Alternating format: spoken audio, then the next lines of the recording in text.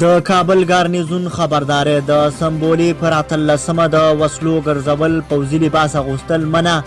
او سرغړونکي به یې مجازات شي. د کابل ګارنیزیون قومندانۍ خبردارۍ ورکړې دی چې د وږي میاشتې په 18مه او 19مه نیټه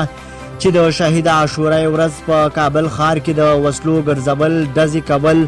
له دولتي موټرونو ګټه اخیستل، د پوځي لباس اغوستل او د ښار نظم ګډوډول غیر قانوني چارې دي. د یادې قومندانۍ په خبرپاڼه کې راغلي دي چې له دولتي وسایلو ګټه اخیستل او همدا ډول د موټرونو د نمبر پلیټونو پوښل په صورت کې به امنیتي مسؤلین لاس په کار شي. د احمد شاه مسعود د مړینې ورځ او عاشورا تجلیل کوونکو ته خبرداری ورکړی شوی دی چې باید په ښار کې د ټرافیکو پر وړاندې ستونزې ایجاد نه کړي او نظم وساتي. هر کال د سمبولي میاشتې په 18مه نیټه د پخواني قومندان احمد شاه مسعود د مړینې ورځ لمانځل کیږي او پلویان یې په ښار کې په داسې کړنو لاس پورې کوي چې په بشپړ ډول د خلکو ژوند ګواښي او ستونزې ورته جوړوي.